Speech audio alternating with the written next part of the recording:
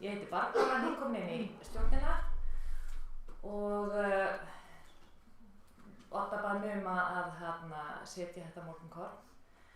Mjög spennandi, með þessum æsispennandi titli Út úr bókaskapnum. En það við Sigurður Örn Guðbjörnsson og Úlfhildur Dagsdóttir sem ætla að segja ykkur frá bókasafni Samtaka 78 og morgunkornið eins og oftast, held ég bara alltaf, í streymi þannig að allir sem hafa áhuga geta horft á þetta og líka eftir á YouTube og rásin hægt að finna hana á Facebook og það hún Óskar sem heldur utan streymið. Það kom hann fyrir það. En ég ætla ekki að hafa þetta lengra, býð ykkur Sigurður Örn og Úlfhildur að taka við. Gjörðu þessu vel.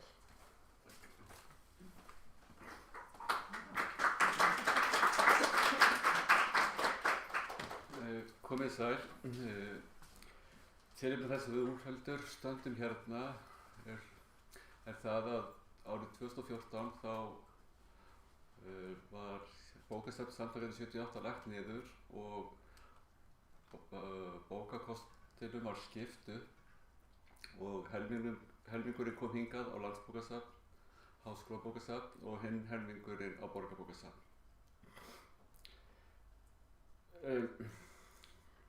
Það var í rauninni námsbraut í kynjafræði við Háskóla Íslands sem tók við þeim hluta sem við tókum við og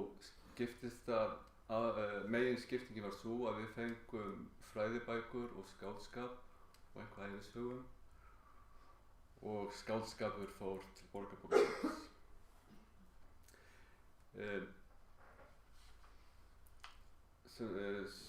Bókasafn Samtakanna 78 var stofnað 1987 og það var starfrækt í tæp 30 ár. Það var ekki hávaðalaust sem það var lagt niður og tókust félagar samtakanna á örlög safnsins og það samtal sýndi hversu sterkar tilfinningar bjuggu á bak við þessu safni og tilurð þess. Ég tengist þessu safni dálítið sterkum böndum því að auk þess að veita gjöfinni móttöku fyrir hönd Landsbókasafns og taka ásamt fleirum upp úr bókakossunum þegar þeir komu hér í hús. Þá var ég líka einn af þeim félögum samtakanna sem fyrir núna rúmum 30 árum kom fyrsta bókakostinum fyrir í 2 hillum í húsnæði samtakanna sem þá var á Lindargötu og stundum sömu bókunum. Á þeim árum sem liðu milli þessara fyrstu daga safnsins og þar til Landsbókasafn og Borgarbókasafn tók við bókakostinum óx safnið mikið og tók miklum breytingum sem endurspeglast í breyttri stöðu hinsegin fólks á Íslandi. Sú saga hefur verið rakin í Ríkissjónvarpinu á sunnudagskvöldum undanfarið og þá sögu þekki ég af eigin raun og þegar ég handfjallaði þessar bækur sem ég hafði fyrst komist í kynni við þarna á Lindargötunni þá var ekki laust við að það vöknuðu sterkar tilfinningar. Hér ætla ég aðeins að rekja sögu safnsins áður en hann kemur hingað í hús.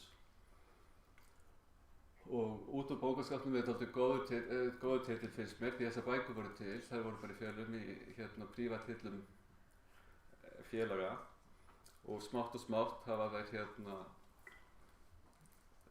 komið út úr skápnum þannig að í dag þykir mörgum ekki lengur ástæða til að reka sérstakt bókasafn heldur við bara hluti af bókakosti almennra safna.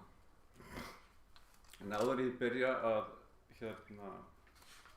byrja söguna langar mig að lesa tilvitnanir eða lesa upp úr bók og ég vara viðkvæma við lestrinu. Engin nöfn, engar tilfinningar, engin ástúð, ekki neitt. Er sambandið milli kynvillinga alltaf svona ópersónulegt? Nei, flest slík sambönd eru ennþá ópersónuleg. Vitanlega til fjöldi afbrigða en þau eiga eitt sameiginlegt, áherslan er á limnum en ekki á manninum. Lauslætið er eitt höfuðeinkenni kynvillunar. Margir fremstu matreiðslumenn heimsins hafa verið og eru kynviltir. Þá eru mjög feitir menn oft kynviltir. Þegar tveir menn ganga í samskonar skyrtum er munurinn sá að skyrta kynvillingsins er nærskornari og litirnir skærari. Kynvillingar nota yfirleitt ekki sín réttu nöfn. Þeir kjósa dulnefni sem mörg hafa einhvers konar kynlífskeim, nöfn eins og Harry, Dick, Peter og þar fram eftir götunum. Lesbíur svíkja og pretta hver aðra á fjarskalega reglubundinn og leiðilegan hátt. Ég ætla hérna að sleppa ljótastu tilvitnunum, en þetta er sem sagt úr bókinni Allt sem þú vilja vita kynlífið, sem kom út 1972, er skráð í gegni undir efnisheitunum Heilsufræði, kynfræðsla og kynlíf.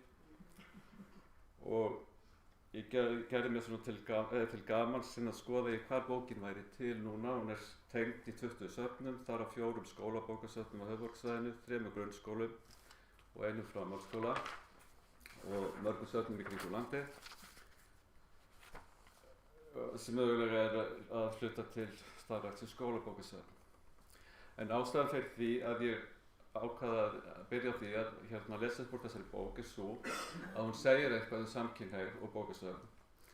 Þegar ég var unglingur í Breiðholtsskóla á þeim árum þegar homar og lesbíur voru fyrst að stofna til sína samtaka, þá var þetta sem ég fann á skólabókasöfninu. Það var ekkert annað og er þetta ansi langt frá þeirri ungmennadeild Borgarbókasafns sem nú er starfrækt í Tryggvagötu og Úlfhildur fjallar meira hér á eftir. En þá að bókasafn samtakanna. Nú til þess að reka bókasafn þarf ekki bara bækur og lesendur, það þarf líka húsnæði og okkur aðstöðu. Og ein leiðin til þess að reka þessa bókasafns er að fylgja því eftir á milli staða í Reykjavík. Og ég ætla að hafa það svona kannski sem ramman.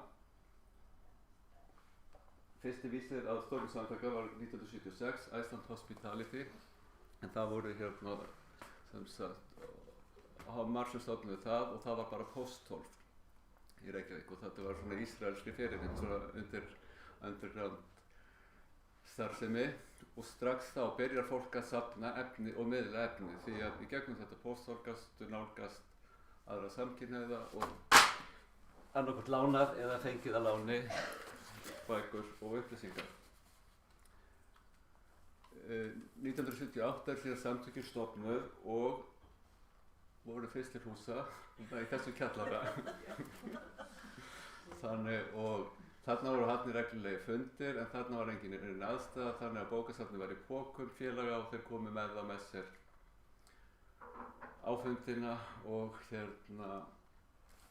skiptust á lesefni. Og úr þessu húsi, þarna var þetta einhver ár þangað til að við fengum aðstöðu á annarri hæðinni í þessu húsi á Skólavörðustíg sem var í borgarstjórnartíð Davíðs Oddssonar og í rauninni bæði Davíð Oddsson sem borgarstjóri og svo seinna Ingibjörg Sólrún voru samtökunum mjög svona hliðholl. Þarna var fyrsta skiptið hægt að halda opin hús og þarna var bókum og blöðum komið fyrir í hillur. Það var lánað út en það var ekkert haldið utan það þannig að þau voru ekki skráð útlánin nema að það var einhver sem maður þekkti ekki þá var nafnið hreyfað niður. En á þessum tíma náttúrulega jókst bókakosturinn sem var jafnt og þétt. Áður en við síðan fengum þetta húsnæði þá voru samtökin stuttartíma í Brautarholti sem var svona kannski dálítið millibilsástand. En það sem gerist þarna 87 er að við fáum þetta húsnæði við Reykjavíkurborgar á horninu á Lundargötu og Frakkastíg þar sem núna er einn af turnunum í Skuggahverfi. Og og eins og þið sjáið þá leit húsið ekki mjög vel út í upphafi og það var ágætt að í samtökunum voru ekki bara feitir matreiðslumenn og hálfskerðar. Það voru alveg píparar og málarar og allavega menn sko, og smiðir. Þannig það var bara spýtt í lófana og við gerum þetta húsnæði upp og bókasafnið sem sagt stofnað 1. maí 1987 í risinu þarna.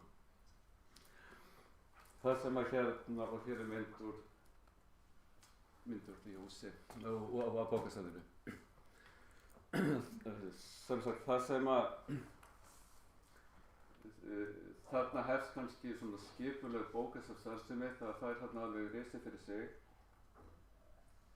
Safnkosturinn er skráður en hann er bara svona innan hússkráður, þannig að þú verður að mæta á staðinn til að sjá hvað þarna er.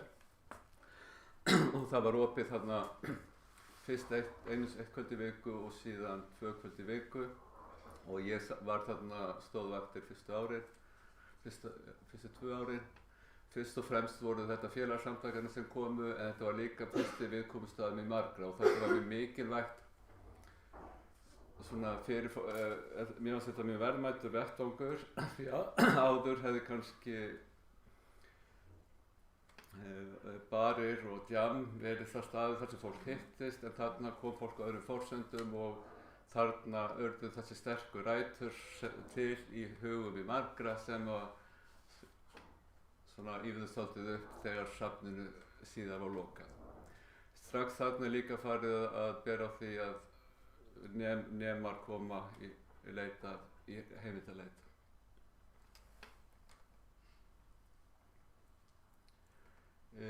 Þetta er úr dönsku bókasafni sem var svona hluta til fyrirmynd okkar safns en frá upphafi þá voru bæði þessi söfn hugsuð sem almenningsbókasafn. Allir getur komið, það voru ekki sérfræðisöfn, þetta var ekki skjalasöfn, ekki rannsóknarbókasöfn, heldur átt að vera opið homum, lesbíum og öðrum sem vildu nálgast bækur sem á þessum tíma en þá voru bara ekkert til á öðrum bókasöfnum. Sem sagt, bókasafnið á Lindargötu óx mjög hratt, það var mikið gefið til, þannig við urðum fljótt næststærsta bók samkynhneigðra á Norðurlöndum fyrir utan þetta stóra í Kaupmannahöfn. Leiðin af þessu, þarna þegar við vorum að fara með bækur í pokum á milli funda og svona og skiptast efni, það er bæði gaman hægt að skoða þetta út frá bara svona alþjóðlegu samhengi í réttindabaráttu samkynhneigðra en eins og við Þorvaldur höfum dálítið að ræða, það er líka áhugavert að skoða þetta bara út frá svona, ef við skoða út frá íslenskum aðstæðum. Það var þetta dálítið eins og gömlu lestrarfélögin og fyrstu svona þar sem að fólk var að safna saman og skiptast á bókum og kannski líka eins og Dagsbrúnar bókasafni þar sem fólk er að miðla efni sem varðar það snertir líf þess sjálfs. Árið 2000 gerst það síðan að samtökin kaupa þriðju hæðina í þessu húsi á Laugavegi 3 og þannig að sjáum við erum komin dálítið út úr bókaskápnum í kjallaranum í Garðastræti og þarna verður kannski ákveðin kaflaskil í sögu bókasafnsins. Þarna þá gerist við aðili að gegni og bókasafnbókasturinn er skráður þar inn en það hefði ekki bara það að og það þegar við komum þar inn þá kemur það upp að það voru ekki til nein efnisorð. Þannig hommi, lesbía, ekkert af þessu var til. Þannig að í rauninu var þetta að við erum aðilar þessu safni, það var til þess að það þurfti aðeins að endurskoða efnisorðagjöfina. Ég ætla að koma aðeins nánar að sem sagt efnisgjöf og eftir. Eins og áður sagði þá beygði safnað sér mikið upp á bókagjöfum en þarna var markvisst farið að kaupa inn fræðibækur, þá voru nefndir og leitað til sérfræðinga og hlutfall sem sagt annar en félaga jókst mjög mikið bara með bæði háskólanemar og framhaldsskólanemar. Hér eru myndir sem sagt frá Laugaveginum og bókasafninu þar. hérna er þetta skemmtilega gamla leifar. Þetta náttúrulega það var margt breyst í sögu hinsegin fólks og þetta var einfaldara þarna. Þetta voru bara homar og lesbíur og skáldskapur var merktur svona fyrst, stelp- og strákabækur, þannig að þetta er fyrir lesbíur. Þetta er fyrir hommana. Þetta eru myndbandasafnið. Þannig að sem sagt aðeins tölunar, eins og ég sagði þegar við byrjum, þá er þetta 200 bækur sem voru þarna til. Tífaldast þarna til 1993 og síðan svona aðeins hægir á fækkuninni.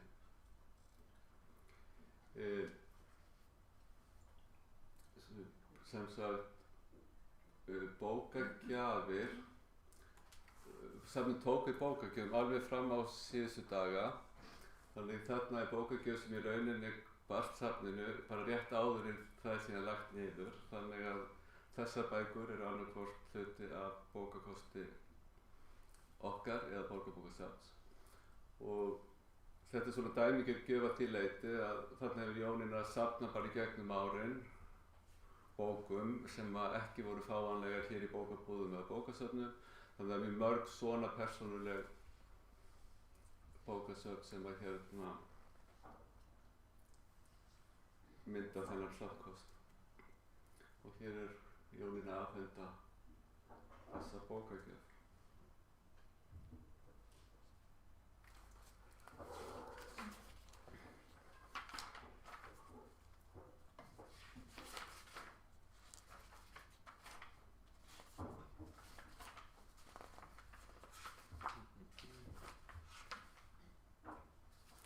Þegar hérna 2013-14 þá hérna er ákveðið að selja húsið á Laugavegi og kaupa minna húsnæði á Suðurgötunni þar sem samtökin eru núna. Og þá hérna á árinu undan hefði aðeins farið að dala undir safninu. Útlán hefði minnkað og aðsókn. Hluta til er það bara eins og öðrum bókasöfnum að það var bara auðveldara að nálgast efni annars staðar og hins vegar voru hérna ekki eins kannski virk starfsemi þarna. En þegar þau koma niður á Suðurgötu þá sjá þau að þau hafa ekki aðstöðu til þess að miklu minna húsnæði, þannig að það er ekki aðstöðu til að halda úti bókasafni. Í kjölfar þess er síðan þessi ákvörðun tekin að færa Landsbókasafni og Borgarbókasafnið að gjöf.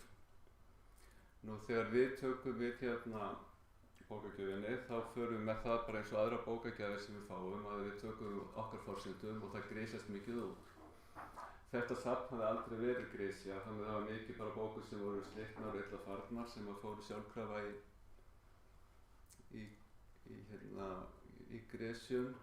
Þarna var líka mikið af fræðibókum sem við áttum fyrir þegar, en það var líka gaman að skoða þegar maður fletta því upp að það voru allt bækur sem fóru mikið í lán hérna og skýrir þá líka þessa aðsókn minnkar safnið þar því fólk þarf ekki að fara þangað.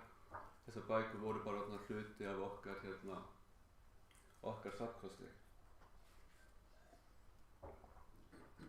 En aðeins aftur að efnisorðunum, því að þegar þú fer ekki lengur inn á bókasafnssamtakan og finnur allar bækurnar þar, þá ertu að finna þær öðruvísi og þá er mjög mikilvægt að vita hvernig þær eru skráðar og flokkaðar til að þú finnir þær í gegni. Og það hefur fært fram töluverð vinna hjá efnisorðaráði og reglulega á fundum hafa komið umræður hugtök. Og þarna eins og ég sagði 1998 þegar við förum í gegni þá voru bara engin orð til. Og ég þekki ekki alveg söguna þar fyrst og eftir. En þannig sjáum við aðeins við sjáum þarna kannski þessa þróun frá þessari skiptingu, samkynhneigðir voru bara homar og lesbíur, einhverjum tímabili tvíkynhneigðir. Svo verður þetta flóknara og flóknara og ég skil vel að efnisorðaráð getur lent í vandræðum því að sjálfur hef ég ekki neina yfirsýn yfir öll þau hugtakaheiti sem að hinsegin fólk eru farin að nota. Þarna er til dæmis finnst mér áhugavert þetta frá 2017, kynleiðrétting sem áður hafa skilgreitt sem kynhneigð en breytist í kynferði og þá hérna bara breytir við fyrir að skilja hlutina, þetta var náttúrulega aldrei kynhneigð. Og á nýlegu fundi kom þetta einkynhneigð, ég veit ekki hvort að það sé standi, en það sé, já, það hérna, einhvern veginn þarf að gefa efninu rétt orð svo að það finnist. En þó svo að safnið sé hérna ekki lengur til sem fysiskt safn, þá lifir það áfram og fólk mun vonandi ákveðna framtíð taka út bækur í Borgarbókasafni og hér, merktar samtökunum og tengja þannig lesefnið við þessa sögu.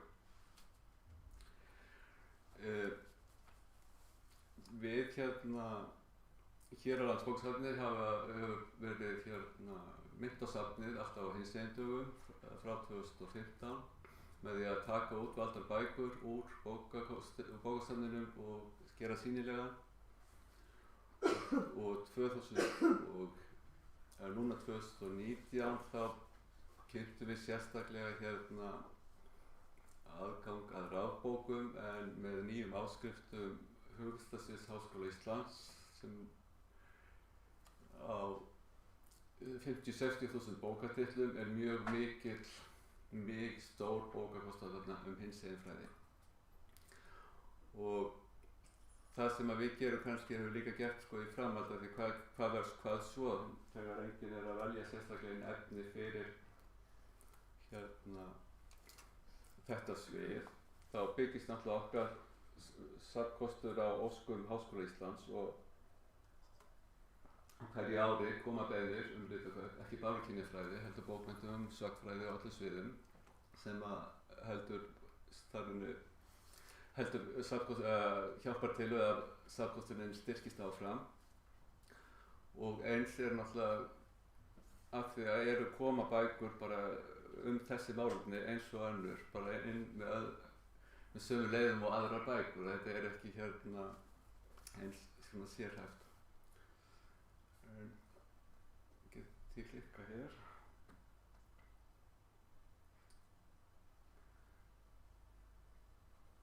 En þetta er sem sagt það sem við gerðum núna á hinsegindögum. Þá getur fólk farið bara inn í þarna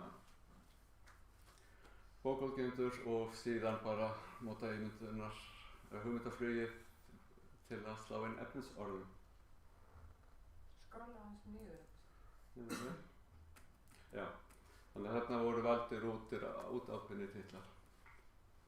Þetta er allt opið á háskólanetinu og fyrir fólk sem er hefur fjartengingu á það.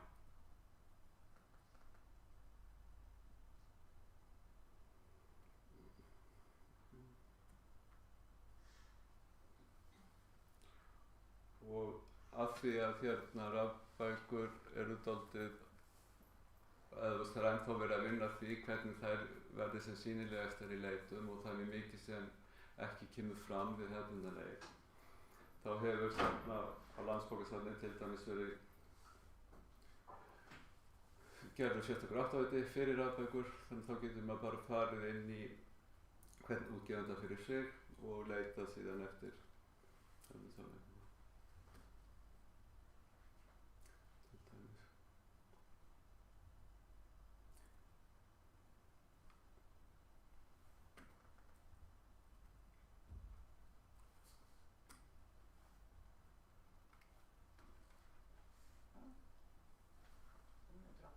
Þarna koma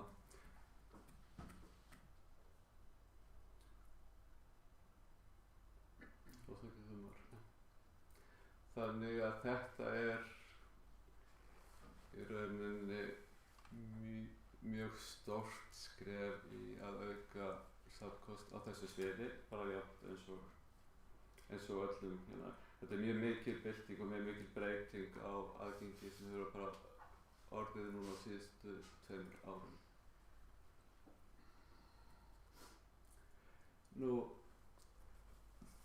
það ýmislegt skemmtilegt lesefni til fyrir bókasafnsfræðinga hinsegin málefni í bókasöfnum og þetta einhverja greinar í þetta bara til gamans með skemmtilegu titlum eins og Querying the Catalog og Queers and RGA, þar sem verið að skoða hvernig hægt að nota RGA til að tengja saman ólík gögn. En ég get alveg tala lengur en ég sé að Úlfhildur alveg brennur að komast að. Takk fyrir mig.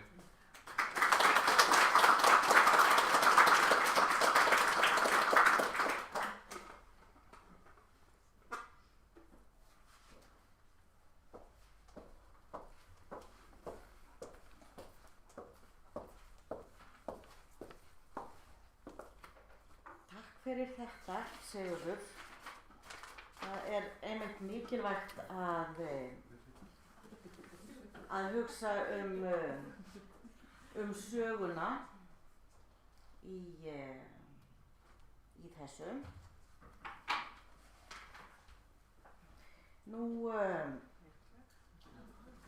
Ég sem sagt ætla bara rétt að sem sagt kynna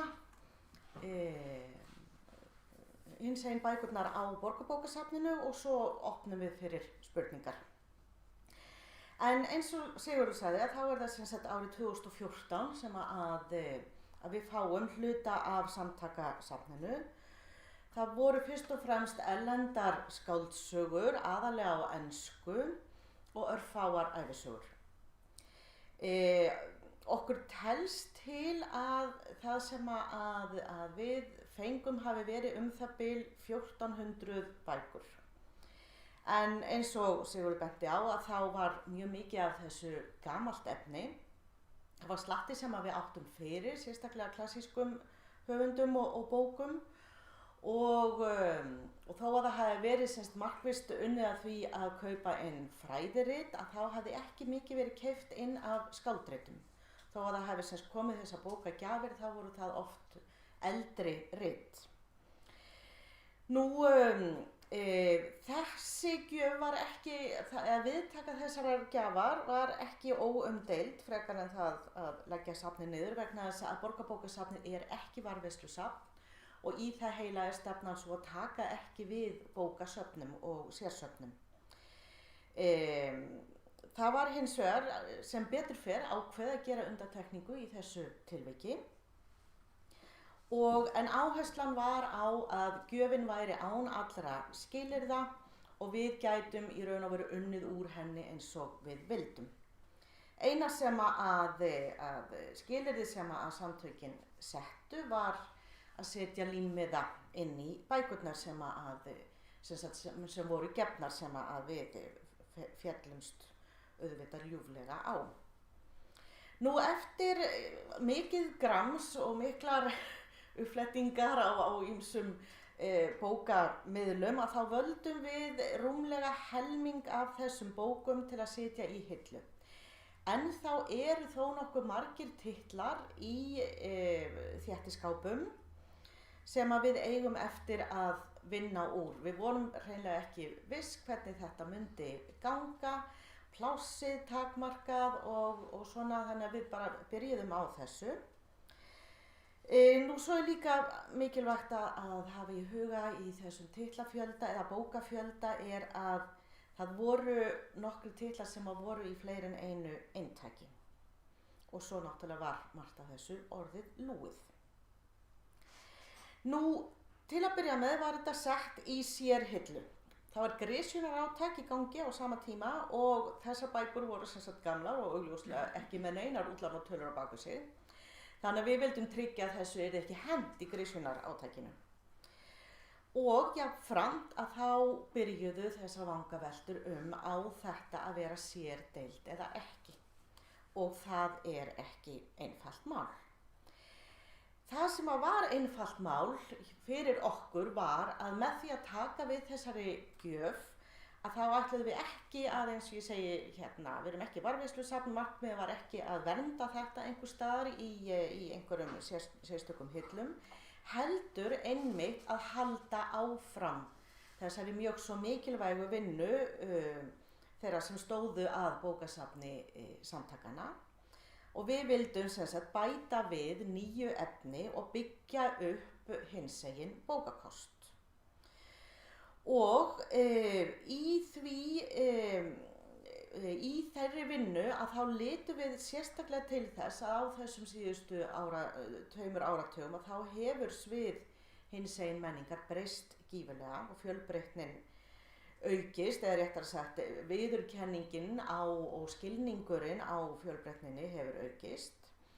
Og þetta kemur best fram í þessari sívinsælu skammstöfun sem að ég ræð aldrei við, LGBTQ+.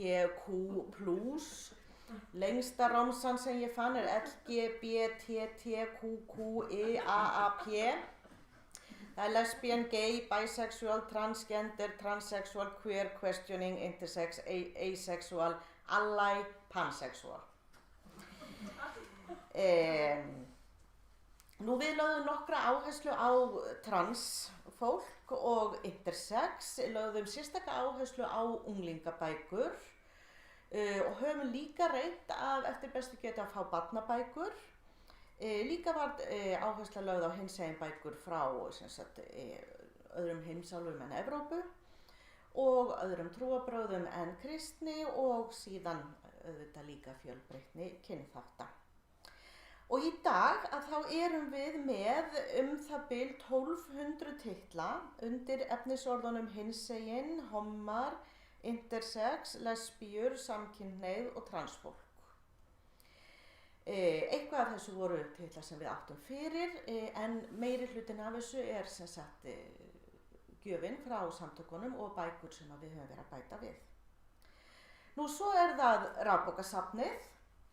Þar líka hinsegin bókakostur, hann undir hinsegin flipa en ekki efnisorðum, ég ræði það stuttlega á eftir og þar eru 270 titlar. Nú eins og ég segi þá var ekki alveg einfalt að hvað ætti að gera við þetta efni á að bara raða þessu með öðru og treysta á efnisorðin eða á að halda þessu sér. Og eftir japl-jaml og mikið fuður að þá var ákveðið að stofna hinsegin safndeild núna í ár og við fórum í mikil hlaup að vera búin að koma henni upp fyrir hinsegin daga. Og síðan tókum við í fyrsta sinn þátt í gleðigöngunni og hinsegin dögum með bókabílnum. Það sem að bókabíllinn breyttist sem sagt í hinsegin bókasafn á hjólum, var opinn í viku og tók svo þátt í gleðigöngunni. Ég ætla bara svo að sýna ykkur nokkra myndir en svona að lokum að þá svona strax farin að sjást, hvað maður segir, árangur þessarar vinnu. Af því að núna 7. desember verður transviðburður í aðalsafni og það eru semst foreldrar transbarna sem höfðu rekist á bækur transbörn og transforeldra og óskuðu eftir því að það yrði lesið upp úr þessari bók og það bókin I Am Jazz sem ævisaga stúlku sem heitir Jazz. Og það semst að einhver búin að þýða bút úr þessu sem að verður lesin upp og þetta það einhver alþjóðlegur transdagur svipa leitin, hann víst alltaf á einhverjum laugardegi eða fimmtudegi eða eitthvað og það var ákveðið að halda sig við þessa dagsetningu 7. desember sem sama dagsetning og var í fyrra. Þannig að þetta fólk hefði sem séð þennan bókakost hjá okkur og í framhaldinu óskar eftir að fá að það sé gert eitthvað með þetta. Nú myndir, hér sem sagt fína deildin okkar, vandlega merkt þarna með plakati á veggnum og við erum sem sagt búin að vera að velta fyrir okkur Það var náttúrulega augljóst að hafa skáldrit og fræðirit og ævisögur, en síðan erum við svona enn dálítið að hringla með hvað annað eigi að vera. Þarna eru myndasögur og listaverkabækur sem að eru, og það er eitthvað sem við ætlum að gera, auka, að færa svoleiðis safnkost þarna inn og sjá hvort þetta virkar. Þetta er í raun og veru bara tilraunaverkefni, þetta er ennþá í ferli. Nú, og hér eru svo ævisögurnar og fræðiritin, og svo var ákveðið að setja þarna líka íslenskar bækur, íslensk ljóð og bækur á íslensku, og þarna í raun og veru skiptum við safnkostinum upp, við setjum eitt eintak þarna og höfum eitt eintak með hinum bókunum. Og það er kannski bara svolítið mikið til að minna á að auðvitað hafa verið hinsegin bækur skrifaðar á íslensku. Til að byrja með þá völdum við það sem var bara alveg svona mjög hinsegin. Svo eigum við eftir að skoða hvort að við förum að færa fleiri bækur eftir hinsegin höfunda þarna inn líka. En svo ég segi, þetta er allt í ferli hjá okkur. Nú þarna erum við eru hillurnar. Nú við ákváðum til aðgengileika að doppumerkja, og ég er mjög glöð að sjá að það er fordæmi fyrir því í hinsegin samfélögum. Við erum mjög mikið með svona litadoppumerkingar, og eins og þið sjáið hér að þá völdum við bleika litin,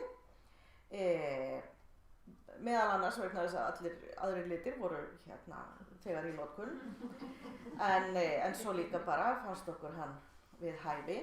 Og hér sjáum við unglingadeildina, og það er búið að vera, það er mikið komið af ungmennabókum, hinsegin ungmennabókum sem hafa notið mjög mikilla vinsælda. Og þegar var byrjað að kaupa þær markvisst inn, að þá stóð dálítið stríð á milli bókana, hinsegin bókana sem voru þá ómerktar en voru á sér stað, og þeirra sem að stýrðu unglingadeildinni, vegna þess að þessar bækur voru svo vinsælar að það vildu allir Lilju kveðið hafa. Á endanum var ákveðið að hafa ungmennabækurnar í ungmennadeildinni, og þá erum við komið með þetta fína tvöfalda doppumerkingarsystem sem að þið sjáuð að er víðar. Þetta er blátt er fyrir fantasíu, appelsínugult er fyrir ungmennabók, þannig að þetta er fantasíu ungmennabók, og við hliðina á henni er hinsegin ungmennabók. Það er bleiki punkturinn undir og appelsínuguli yfir. Og svo er hérna svart, þá eru það glæpasögur, og svo sjáuð þið að sumt er bara appelsínugult. Þannig að það var ákveðið að gera þetta svona í ungmennadeildinni og hefur bara gefist mjög vel. Svo eru barnabækur, þær eru enn sem komið dálítið fáar, en við erum að vinna mjög í því að auka við þann kost, og það er að óskum lesenda. Og hér, þær eru doppumerktar, en þeim er bara raðað með. Það var ákveðið að hafa þær ekki sér. Og svo er hérna höfðingi okkar. Þarna stóð hann við Ráðhúsið, stútfullur af hinsegin bókum, og hérna sjáum þið hillurnar og skreytingarnar, og þarna vorum við að útbjöggum við þetta til að líma yfir logóið. Það er krafa frá hinsegin dögum sem ég finnst vera bara mjög góð, að það sé ekki kynningar eða auglýsingar, þannig að það logó eru ekki vinsæl, þannig að það var límt þarna yfir hinsegin bækur. Svo fengum við, man ekki hvort voru Samskipti, það var eitthvað fyrirtæki sem við fengum til að gera slaufu ofan á bílinn. Þeir höfðu greinilega aðeins öðruvísi hugmyndir en við hvað slaufa væri, því þetta er slaufan.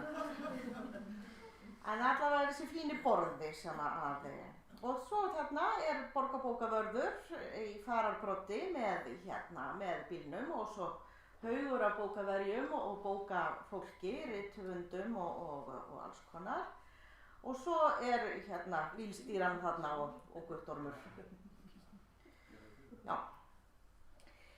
Nú, svo er það rafbókasafnið. Örstutt rafbókasafnið, að við fengum, dúkkaði svo ánægilega upp akkurat í miðjum þessum undirbúningi að það eru sem sagt verið með áskrifendur að amerískri veitu og þeir voru komnir með nýjan fítus sem er hinsegin. Þannig að við náttúrulega stukkum á það og erum hér með sérstakt, þeir kalla þetta lesherbergi og við erum með hérna sérstakt hinsegin lesherbergi. Og ástæðan fyrir því að þetta er mjög mikilvægt sú, hér er þessi Being Jazz bók sem að foreldrarnir höfðu rekist á. Ástæðan fyrir því að það er mjög mikilvægt að hafa þetta sem sagt í flokkum og sérraðað og áberandi að þó að hinsegin bækur séu farnar að sem betur fer njóta almennra vinsælda og bara allt almennilegt fólk hefur áhuga á þessu lesefni, að þá eru útgefendur ennþá greinilega alveg ofboðslega hræddir við öll efnisorð sem tengjast hinsegin. Þannig að ef maður flettir upp queer eða lesbían eða homosexual, að þá kannski, dúkka upp einhverja 5-6 bækur. Þannig að það varð hreinlega að búa til sér lesherbergi. Fyrst vorum við með þetta í flokkum en svo þegar þetta fína tilboð koma þá stukkum við á það. Þannig að þarna það er ekki hægt að fletta inn á rafbókasafninu eftir efnisorðum að hinsegin, heldur verður maður að fara inn í lesherbergi og það er starfsmaður sem mjög öflugur í því að hlaða þarna alltaf inn nýju efni eða við kaupum. Þannig að þetta er það sem að ég hef að segja Borgarbókasafnið og nú bara bjóðum við upp á spurningar og athugasemdir og alls konar umræður.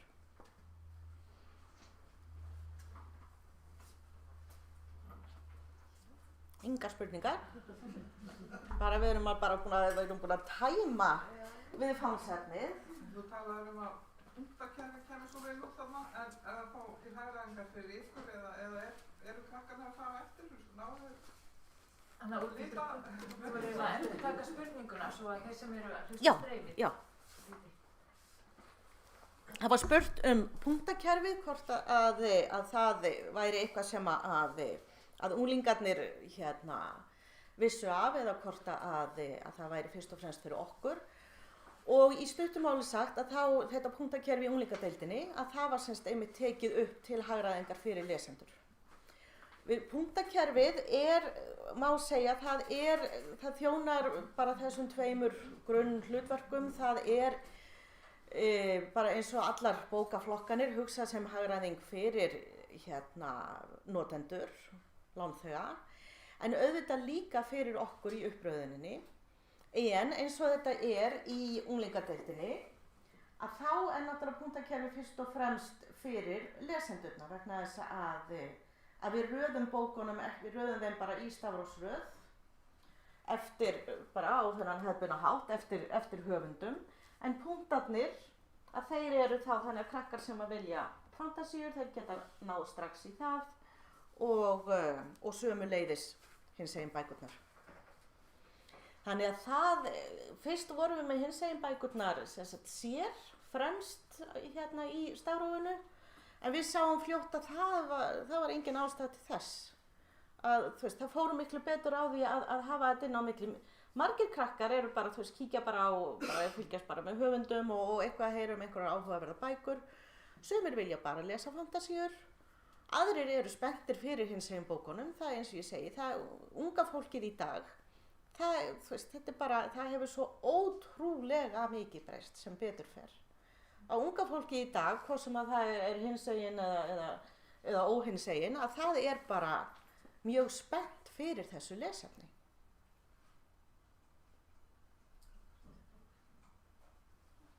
Og koma þau með ábendingar kannski einhver líka? Já, alveg stöðugt. Það er við sem sagt erum búin að vera að reyna að hafa samband við samtökin og biðja þau að koma með ábendingar, en síðan náttúrulega bara okkar lánþegar eru mjög virkir og þetta er mjög áberandi á rafbókasafninu þar sem að innkaupatillögurnar eru svo margar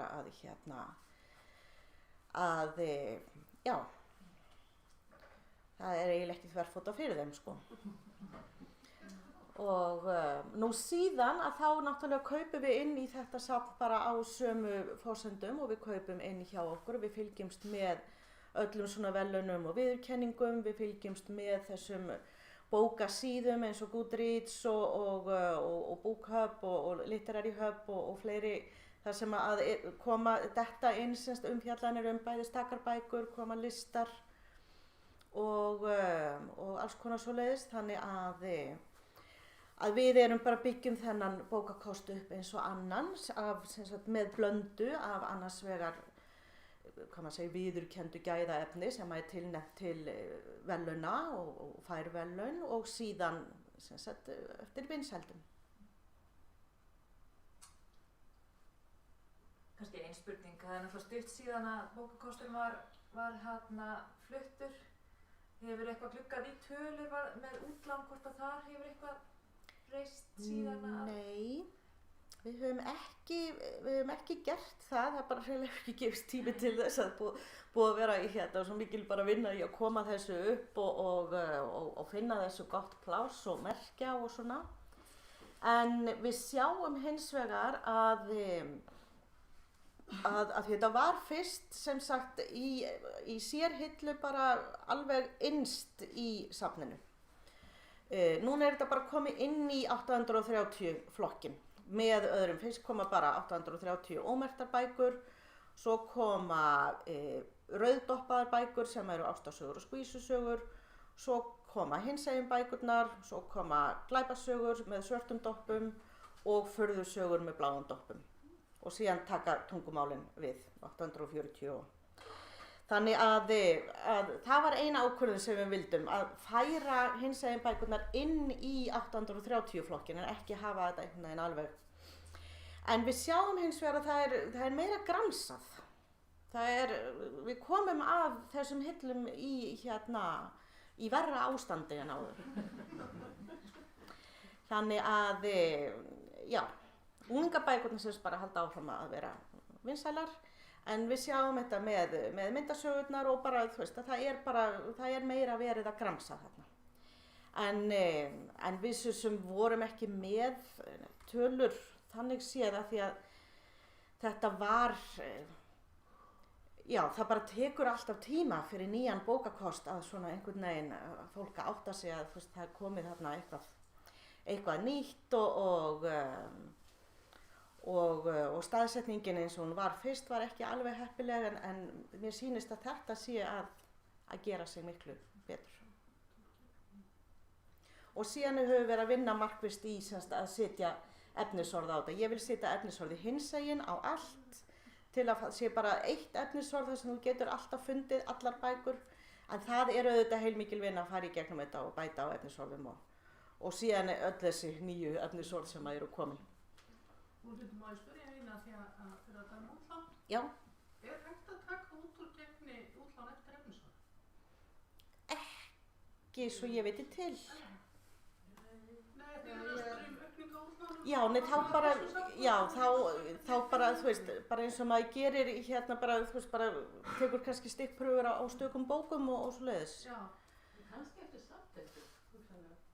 Já, ef að hinsegin bækur séu samfellu. Já, af því að þetta var alveg sett í sér safndeild í gegni, sko. En þá hefur samt ekki samanbörn. Nei, einmitt. Það er Það er auðvitað að taka eftir flokkum líka, ekki? Jú, þetta er mannst. Já. Kannski aðeins til þessi viðbótar af því að það sem við tókum hingað inn á safnið, það hvarf bara inn í safnkostinn eftir skáldsögum, sagnfræði og út allt, sko.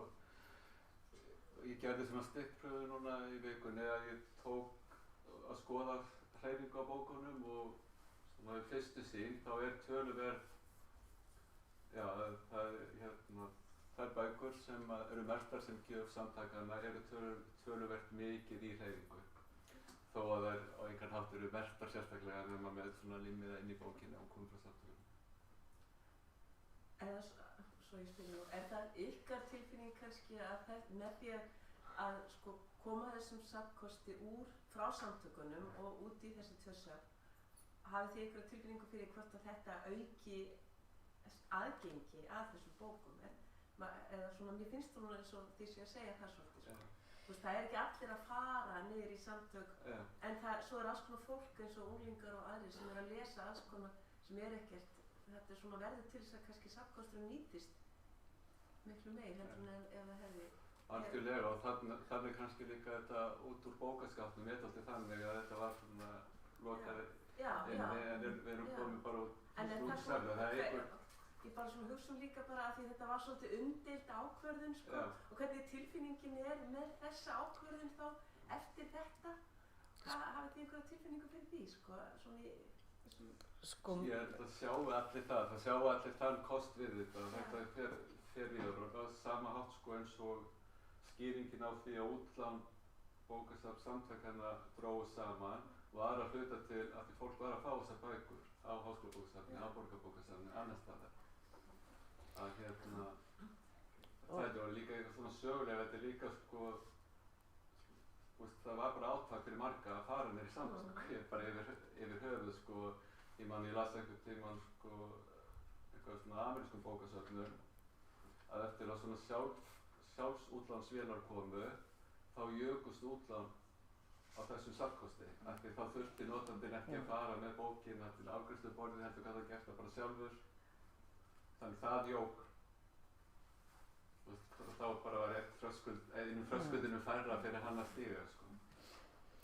Já, ég held að sko sem sagt, hvað mig varðar bara sem sagt sem starfsmann bókasafns að þá finnst mér kannski einna mikilvægast að við séum með svona bókakost sem einmitt aðgengilegur þú veist öllum af því að ég menna það er ekki bara glæpamenn sem lesa glæpasögur sko og það er ekki bara hinsegin fólk sem að lesa hinsegin bækur sko. Þannig að sko ákvörðunin að taka þetta út sér og merkja þetta var ekki síður svo að þeir sem að hafa áhuga á þessu viðfangsefni hvort sem í fræðiritum, listaverkabókum, myndasögum eða skáldritum eða ævisögum bara hefðu mjög greiðan og skýran aðgang að því. Og svo náttúrulega einmitt mjög gott að Sigurður nefnir sjálfsafgreiðsluvélarnar af því að ég held að þær auðveldi til dæmis mörgum ábyggilega, þú veist, yngra fólki og jafnvel eldra fólki sem ennþá óvisst sjálft sig eða vill af einhverjum ástæðum ekki að það sjáist hvað það að lesa, að þá, þú veist, að þá þurfa þessar merkingar ekki að trufla neitt því að fólk getur bara að fara með þetta sjálft í afgreiðsluvélina. En þannig að sko að mér finnst þetta að vera bara svo frábært tækifæri til að auka á fjölbreytileika safnkostsins á safninu fyrir eins og ég segi alla lesendur. Og unglingadeildin semst best heppnaða dæmið það sem að þetta bara semst með öðrum bókum sýnilegt fyrir þá sem að vilja leita því sérstaklega en bara og fyrir unga fólki í dag þá maður sér bara hvað þetta mikill munur. Þannig að það var nú ástæðan fyrir því að var tekin þessi ákvörðun að hafa þetta sér, að bara gera þetta sýnilegt, draga þetta fram. Og mér finnst þessi transuppákoma að vera frábært dæmi hvernig það að skila sér. Eru þið með einhverja bækur á öðrum málum en ensku eins og í unglingadeildinni? Nei. Í unglingadeildinni hefur ekki verið sett neitt nema bækur á ensku og íslensku. Við fengum örfáar bækur á Norðurlandamálum með bókagjöfinni. Þær fóru bara inn í Norðurlandamálum, þær sem að við ákváðum að halda í af þeim. Við höfum verið að velta fyrir okkur stöðu Norðurlandamála og auðvitað það slæmt að sjá hvernig það hverfandi en á hinn bóginn að þá getum við ekki verið að taka upp mikið pláss þegar við erum stöðugt í plássvandræðum fyrir bækur sem eru ekki að hreyfast neitt. Þannig að þetta bara svolítið súrt en svona bara þetta. Ég meina, þú veist, við erum alltaf eins og þið sjáum á þessum mjög þéttu hillum í unglingadeildinni, þá erum við alltaf að berjast við plássið, af því að þetta eru bækur sem að úreldast fljótt, þannig að við erum stöðugt að kaupa inn nýtt og krakkar sem lesa, þau lesa mikið. Þannig að við þurfum að vera dálítið. Er þetta svona sama system í útibúðum líka? Nei, eða það er að segja ungmennabækur eru sér, já. Nei, þeir hafa ekki tekið upp það er eitt af því sem þarf að vinna í, það er samræming í merkingum á milli safna. Það eru, ég held að séu, sko, það eru mismunandi litir hér og þar, þannig að það þarf einhvern tímann að taka á því þegar ég tek næsta frekjukasta, þá fer ég í það. En vitið þið nokkuð, af því að nú eru þá allar bækur farnar frá samtökunum væntanlega, eru þið ekki með neina svona bækur fyrirgestið? Jú, það eru sem sagt, þeir héldu eftir svona einhverjum upprættíðitum og myndabókum, einhverjum tímaritum. Og bókum á íslensku? Já, og svo bókum á íslensku og svo náttúrulega úrklippusafnið sem er mjög merkilegt, þar sem að þeir verið safnað svona úrklippum allri umræðu samkynhneigða í íslensku tafli. Þannig það er svona til þar á staðnum, sko. En þeir eru ekki að kaupa inn þessar bækur, sko. Að vísu, sko, fylgdi því þegar við tókum við þessu að það var áhugi fyrir því að þeir myndu halda áfram að gefa bækur, sko, annarkvort með því að leggja til pening eða þá áferðalögum, það er ekki orðið virt ennþá, sko. En að sjálfsögðu geta allir notendur safnsins komið með bókatillögur til okkar, sko. Hvenær sagðir aftur að þér hefði farið inn í Gegni? 2000 flytja þeir á Laugaveginn, sko, og þá skráir Jón Sævar. Ég held að Jón Sævar hafi skráðið Feng en ekki Gegni. Fyrst í Feng og svo, já, hann segir það, já, byrjaði fyrst Fengur og svo Gegni. Já, það fór bara með þegar það var með 2004. Já, ok. Já. Og þá kom... Nei, þetta var svona 10 ára tímabil. Já. En eins og ég held að sko allir sjáu sko kosti við það að þetta var niðurstaðan að brjóta safnið upp, sko. Og líka þeir sem voru kannski harðastur á móti sjá það og sáu það alveg fyrir, sko. En það er líka dálítið horfið, þegar þið farið þetta fysiska safn og ég man eins og fyrst, sko, þegar maður það er öðruvísi að flettihillum heldur en að leita í tölvu. Og ég man fyrst þegar ég kom að reynda út að vara að ræða bókunum upp hillu, sko, þá bara, já, Elías Mar, já, hann samkynhneigður, eða Proust er hann hommi, ég var búinn að fara í heilt námskeið í háskólanum Proust að þess að nokkuð tíma kom upp að vera samkynhneigður, sko. Einmitt. Þannig að þá kynntist maður, já. Þannig það hverfur alltaf með öllu svona sérsögnum, en þetta er miklu, sko, eðlilegri leið upp á aðgengi og...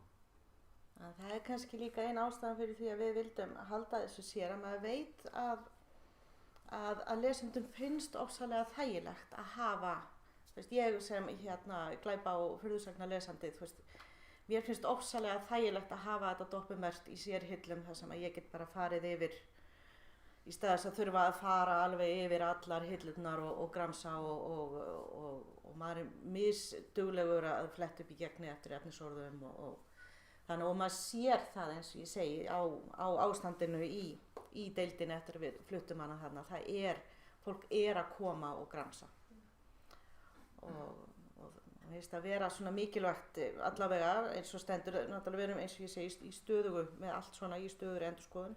Stundum langar mig að taka bara allt safnefni bókasafnsins og raða því bara eftir litum til dæmis. Bara, já, bara, þú veist, henda bara Dewey og bara, en það skiptir máli fyrir aðgengi lesenda að þá getur þið séð, ok, já, nei, ég er búin að lesa þetta og svona, þannig að ég held að við erum allavega að þetta virðist vera mjög þakklátt. það líka svo að sjá svona samsvörun bara í svona bókabúðum af því að það voru til mjög margar í öllu borgu voru til svona gay bókabúðir, stórar flottar búðir sko sem margir sakna. Þær eru ýmist að hætta eða eru að hætta bara vegna þess að bækurnar eru komnar í aðra bókabúðir og kaupið það Amazon eða. Þannig að þetta er allt þetta er út úr bókasafni. Þetta má ekki vera alveg svona lokað inni það. Nei. Það er já, það er bara eins og með bara þetta er jú okkar hlutverk sem almenningsbókasafn að vera með fjölbreyttan safnkost aðgengilegan eins mörgum og hægt er. Ég meina, þetta er bara okkar grunn hlutverk. Út af þetta gengur starfið.